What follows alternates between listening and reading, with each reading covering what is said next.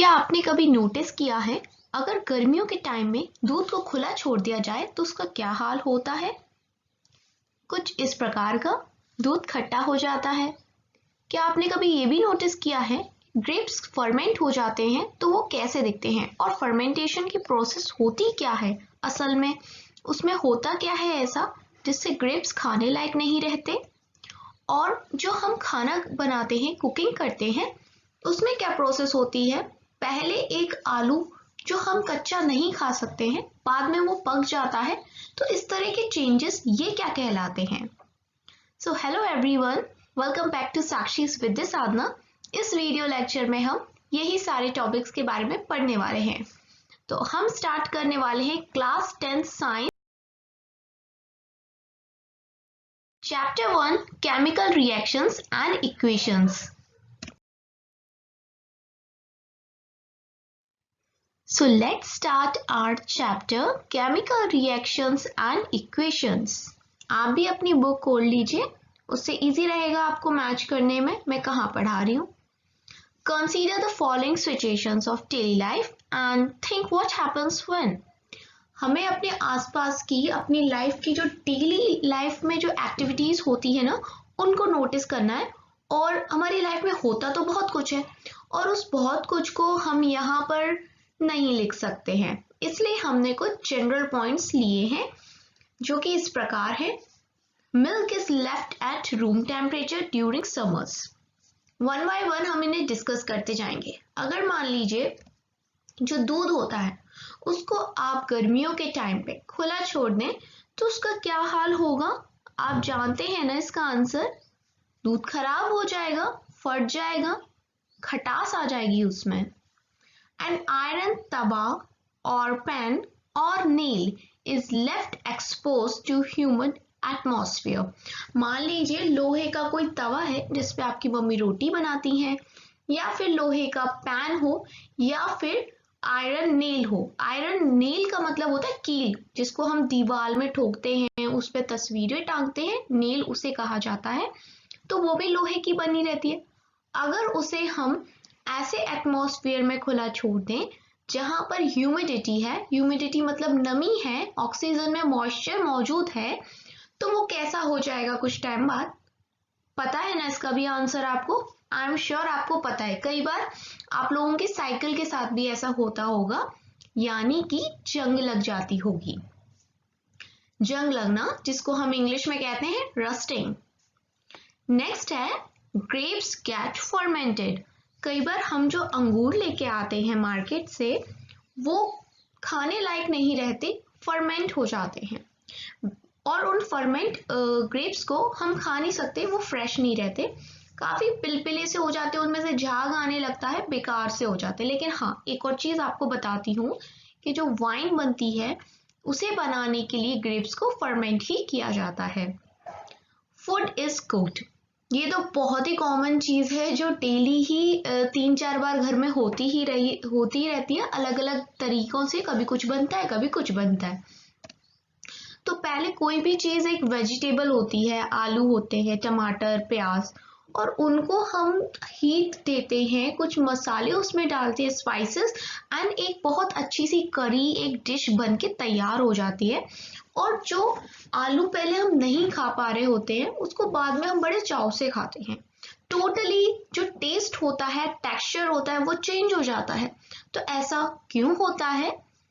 क्यों होता है इसका जवाब अभी दूंगी, लेकिन ऐसा होता है ये आप भी जानते हैं और डेली इस फूड को एंजॉय करते हैं। Foods gets digested in our body. अब आपने खाना तो खा लिया, अब उस खाना खाने के बाद आपके पेट में क्या होगा? डाइजेशन की एक प्रोसेस होगी। तो वो भी आप सब जानते हैं, आपने एक्सपीरियंस कर रखा है कि आपके पेट में कैसे डाइजेशन होता है। और कई बार क्या होता है कि जब वो डाइजेशन की प्रॉब्लम आपको आ जाए, यानी कि डाइजेशन की जो आपकी प्रोसेस है पेट की, वो गड़बड़ा जाए, तो आपको बहुत सारी दिक्कतों का सामना करना पड़ता है। अभी हम डिस्कस करेंगे, ठीक है। वी रेस्पायर, अब देखो खाओगे तो तब ना जब जिंदा रहोगे, और जिंदा रहने के लिए रेस्पिरेशन बहुत जरूरी है। तो हम जो रेस्पायर करते हैं वो भी क्या है, अभी डिस्कस करते हैं। देखिए, in all the above situations, the nature and identity of initial substance have somewhat changed. मैंने ऊपर जितने भी एग्जाम्पल्स लिए इससे भी ज्यादा हो सकते हैं, लेकिन यहाँ पर हम सबको लिख नहीं सकते, तो इम्पॉर्टेंट जनरल लाइफ के एग्जाम्पल्स हमने यहाँ पर लिए हैं। यहाँ पर पहले जो भी कोई चीज रही थी पहली स्टेज में, बाद में वो बिल्कुल चेंज हो जाती है। मुझे पता है आपको समझ में नहीं आया, ऐसे समझिए, पहले आलू था, लेकिन बाद में क्या हुआ, हीट देने पे, मसाले डालने पे वो एक आलू की सब्जी बन गई जो पहले नॉर्मल कच्चे आलू से बिल्कुल डिफरेंट है। और आपके पहले पॉइंट में यही लिखा है, the nature and the identity of initial substance. Initial का मतलब जो पहले था, वो बिल्कुल लगभग ज्यादातर क्या होती है, चेंज हो जाती है। We have already learned about physical and chemical changes of matter in our previous classes. और जब हम 9th वगैरह में थे तब हमने पढ़ा था फिजिकल और केमिकल चेंजेस के बारे में जो मैटर में होता है। और मैटर आपको पता ही है, anything which occupies space and have मास। और मैटर जो मेन 3 टाइप्स के मैटर होते हैं वो भी आपको पता है, states of matter, solid, liquid, gas. अगर आप भूल गए हैं तो क्लास 9th की मेरी वीडियोस देख सकते हैं। Whenever chemical changes occurs, we can say that a chemical reaction has taken place. देखिए, जब भी कोई केमिकल चेंज होता है तो हम ये कह सकते हैं कि उस जगह केमिकल रिएक्शन हुआ होगा। ठीक है, अगर केमिकल चेंज हुआ है तो क्या हुआ होगा, केमिकल रिएक्शन हुआ होगा। अब ऐसे ही तो ऊपर क्या हुआ, हीट देने पे एक आलू टमाटर मिक्स होकर जब एक सब्जी बना दी तो उनमें कुछ केमिकल चेंजेस हुए। जो ग्रेप्स अगर फर्मेंट हो गया तो उसको फर्मेंटेशन के बाद जो हुआ वो प्रोसेस थी एक केमिकल चेंज की, यानी ग्रेप्स के अंदर कुछ केमिकल रिएक्शन हुआ। आपके जो साइकिल थी आपने छोड़ दी बारिश में, उसमें लग गई जंग यानी रस्ट, तो हम ये कह सकते हैं ना कि उसमें क्या हो गया, एक केमिकल चेंज आ गया, यानी कि कुछ केमिकल रिएक्शन हुआ है वहां पर। ये सारे रिएक्शंस हम पढ़ेंगे आगे जाके और डिटेल में। You may perhaps be wondering as to what is actually meant by a chemical reaction. लेकिन अभी आप क्या सोच रहे होंगे कि असल में ये केमिकल रिएक्शन क्या होता है। हम बहुत देर से तो सुन रहे हैं मैम ये केमिकल रिएक्शन, बट ये केमिकल रिएक्शन होता क्या है ना। तो how do we come to know that a chemical reaction has taken place? और हमें पता कैसे चलेगा कि कोई केमिकल रिएक्शन हुआ है। तो let us perform some activities to find answer to these question। और इन चीज़ों के आंसर देने के लिए हम कुछ एक्टिविटीज़ करेंगे। बेसिकली हम इस वीडियो लेक्चर में 3 एक्टिविटीज़ को परफॉर्म करने वाले हैं जो आपकी बुक में दे रखी हैं। उससे पहले मैं फिर भी आपको एक चीज़ बता दूं कि आपको कैसे पता पड़ेगा, वो कौन से ऐसे इंडिकेशंस हैं जिससे आपको ये पता चलेगा कि केमिकल रिएक्शंस हुआ है। तो देखिए, अगर गैस बबल्स निकल रहे हों तो आप कह सकते हैं केमिकल चेंज हुआ है। अगर किसी चीज का कलर चेंज हो गया हो तो भी आप कह सकते हैं कि केमिकल चेंज हुआ है। किसी चीज का टेम्परेचर चेंज हो गया हो, या फिर लाइट निकल रही हो किसी चीज में से, प्रोडक्शन ऑफ लाइट हो रहा हो, या किसी की वॉल्यूम में चेंज आ रहा हो, या फिर किसी की स्मेल और टेस्ट में चेंज आ रहा हो, या फिर कोई चीज प्रेसिपिटेट बना रही हो। ये सेकंड में लिखा है प्रेसिपिटेट, कोई भी चीज प्रेसिपिटेट बना रही हो। अभी हम एक्टिविटी करेंगे ना, उसमें एक एक्टिविटी में लाइट भी जलने वाली है और एक एक्टिविटी में आपको प्रेसिपिटेशन भी देखने को मिलेगा। तो आइए उन एक्टिविटीज को हम करते हैं और समझते हैं।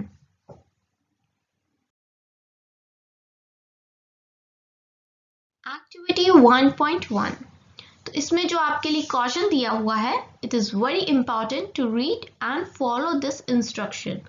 This activity needs the teacher's assistant. This would be better if students wear suitable eye glasses. अब देखिए, यहाँ पर एक चेतावनी आपको दे दी है, वार्निंग, कि भैया आप इस एक्टिविटी को अपने टीचर के सामने ही परफॉर्म करें और आई ग्लासेस को पहने। तो ऐसा क्यों बोल रहे हैं ना, ये भी आपको आंसर अभी मिल जाएगा जब मैं आपको एक्सप्लेन करूंगी इस एक्टिविटी को। पहले तो हम देख लेते हैं हम इस एक्टिविटी में करना क्या है।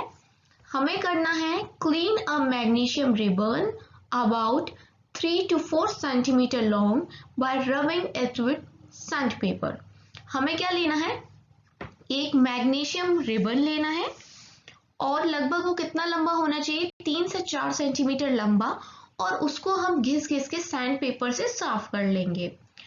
फिर hold it with a pair of tongs, जैसे आपकी मम्मी जब रोटी बनाती हैं तो एक चिमटा होता है ना, उससे पकड़ती हैं टोंग से, तो उसी तरह का हमारी केमिस्ट्री लेबोरेटरी में भी टोंग मौजूद होता है, जैसे इस हाथ से इस पर्सन ने पकड़ रखा है ना वैसा। तो इसकी सहायता से हम क्या पकड़ लेंगे, इस रिबन को, मैग्नीशियम रिबन को पकड़ लेंगे। उसके बाद क्या करना है, burn it using a spirit lamp और बर्नर। अब हमें क्या करना है कि एक बर्नर लेना है या फिर स्पिरिट लैम्प लेनी है। तो यहाँ पर एक बर्नर लिया गया है, देखो इसमें से आग निकल रही है ना, और फिर इस रिबन को हमें जलाना है। Then collect the ash so formed in watch glass as shown in figure 1.1। अब जब हम इसे जलाएंगे तो कुछ देखो, ये जो नीचे गिर रही है ना ऐसे, ये राख है इसकी। तो इस राख को हमें इस वॉच ग्लास में कलेक्ट कर लेना है।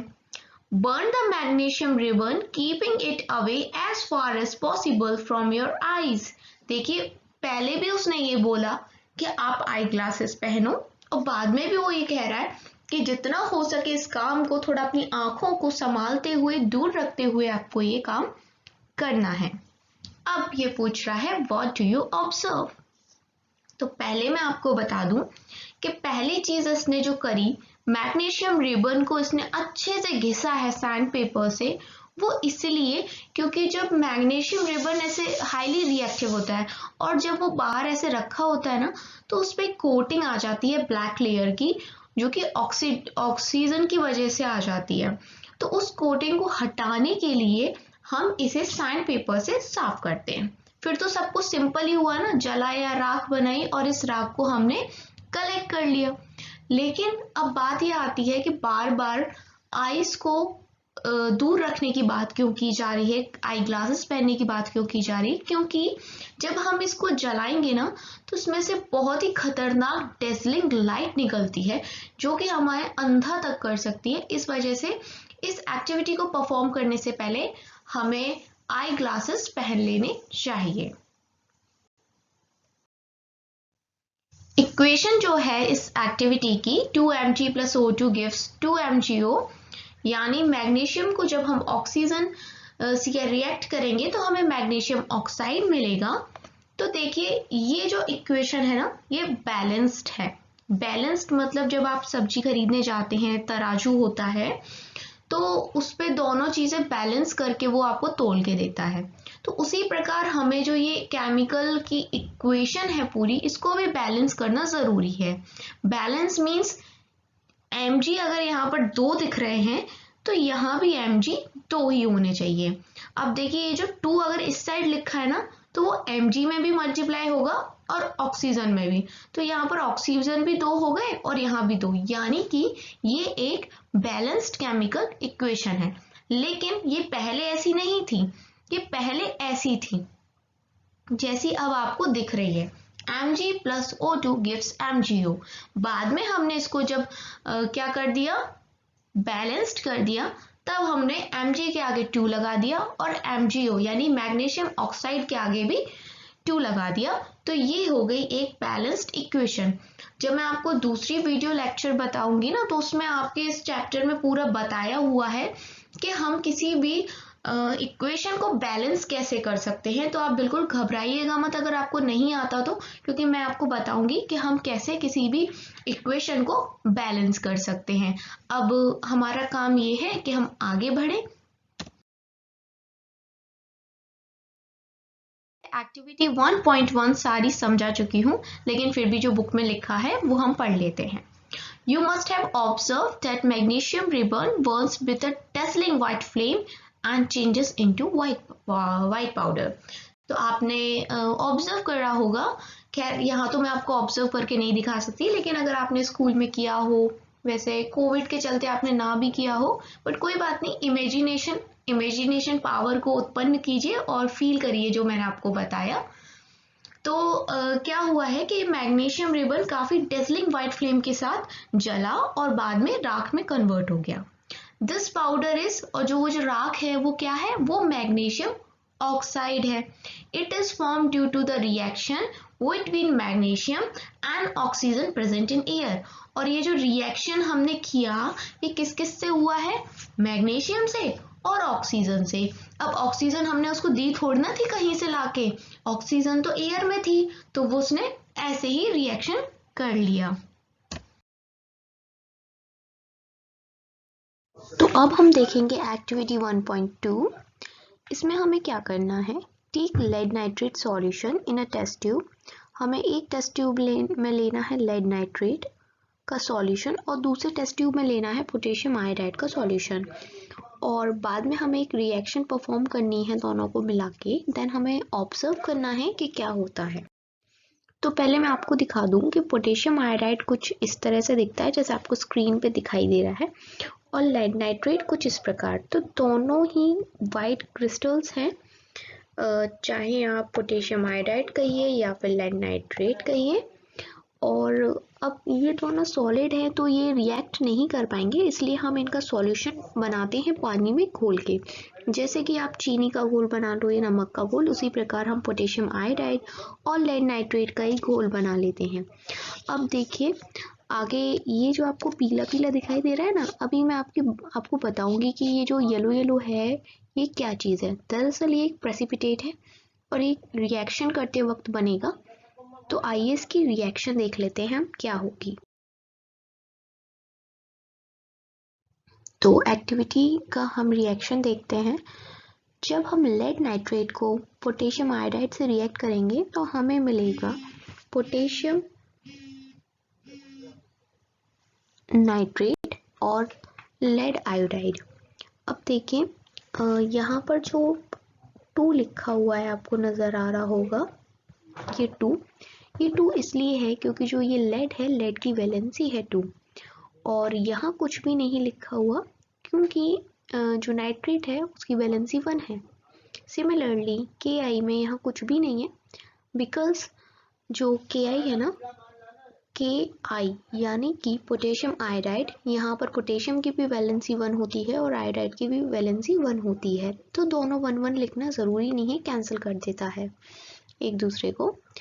यहाँ पर देखिए लेड है और ये क्या है, लेड की वैलेंसी 2 है, तो यहाँ पर 2 आया है, बट इसकी आयोडाइड की 1 है। मैंने आपको बताया था ना इसकी 1 है आयोडाइड की, तो यहाँ पर कुछ नहीं आया। अब आप देखिए पोटेशियम और यहाँ देखिए नाइट्रेट, तो यहाँ पर दोनों की 1-1 है, इसलिए यहाँ पर कुछ भी नहीं आया। ये देखिए नाइट्रेट के फॉर्मूले में ही है NO3, तो आप कंफ्यूज मत होना, यहाँ नीचे लिखना था ये NO3, बट इसमें मेरे पे लिखते नहीं आया वो। अब दरअसल ये पहले जो मैंने आपको दिखाया था वो बैलेंस्ड इक्वेशन थी।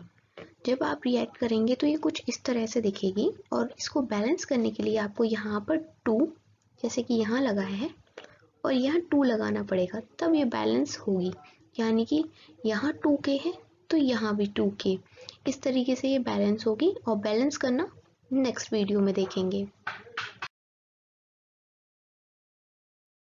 एक्टिविटी 1.3 है, इसमें हमें क्या करना है, take few zinc granules in a conical flask और टेस्ट ट्यूब। हमें जिस तरह से आपको दिखाई दे रहा है ये कोनिकल फ्लास्क है और इसके अंदर हमें जिंक ग्रैनुअल्स ले लेने हैं, छोटे छोटे से कंकर टाइप के छोटे छोटे जिंक के टुकड़े। और उसके अंदर हमें या तो HCl डालना है, हाइड्रोक्लोरिक एसिड, या फिर डाइल्यूट सल्फ्यूरिक एसिड H2SO4। और कॉशन यहाँ लिखा हुआ है क्योंकि हम इसमें एसिड का यूज़ कर रहे हैं, हमें बहुत केयरफुली इनका यूज़ करना होगा क्योंकि एसिड बहुत खतरनाक होते हैं। Do you observe anything happening around the zinc granules? और आपको ये ऑब्जर्व करना है कि जब हम एसिड डाल रहे हैं तो क्या जिंक ग्रेनुअल्स के आसपास कुछ हो रहा है। फिर touch the conical flask or test tube. Is there any change in its temperature? तो चलिए रिएक्शन देखते हैं। उससे पहले एक नज़र कोनिकल फ्लास्क है, जिंक ग्रैनुल्स पड़े हैं, फिर उसमें हमने डाइल्यूट H2SO4 डाला और ये ग्लास ट्यूब है, कॉर्क की मदद से इसे हमने बंद कर लिया। यहाँ H2 गैस लिख रखी है, हाइड्रोजन गैस। क्या होता है आगे देखते हैं रिएक्शन में। तो इस रिएक्शन को हम दो एसिड की मदद से सॉल्व कर सकते हैं, जैसे कि या तो HCl ले लीजिए, हाइड्रोक्लोरिक एसिड, या फिर H2SO4 सल्फ्यूरिक एसिड। तो अगर हम HCl लेते हैं, जिंक ग्रैनुल्स के साथ HCl को लगाते हैं, तो हमें मिलेगा जिंक क्लोराइड और गैस निकलेगी, वो होगी हाइड्रोजन और बहुत सारी हीट। जो कोनिकल फ्लास्क है ना, वो गर्म हो जाएगा अगर आप उसे छू के देखें। Similarly in case of zinc plus H2SO4 it gives zinc sulphate plus hydrogen gas और अ लॉट ऑफ हीट। तो हीट निकलेगी। ये एक एक्सोथर्मिक रिएक्शन है और एक्सोथर्मिक रिएक्शन के बारे में इन डिटेल हम तब पढ़ेंगे जब हम टाइप्स ऑफ रिएक्शन पढ़ेंगे आगे इसी चैप्टर में। सो अगर आपको मेरी वीडियोस पसंद आई तो वीडियो को करना लाइक, और अगर आप इस चैनल पे नए हैं तो चैनल को करेंगे सब्सक्राइब और बेल आइकन को प्रेस करेंगे ताकि आपको मेरी हर वीडियो की नोटिफिकेशंस मिलती रहे। Thanks for watching Sakshi's with Sadhana.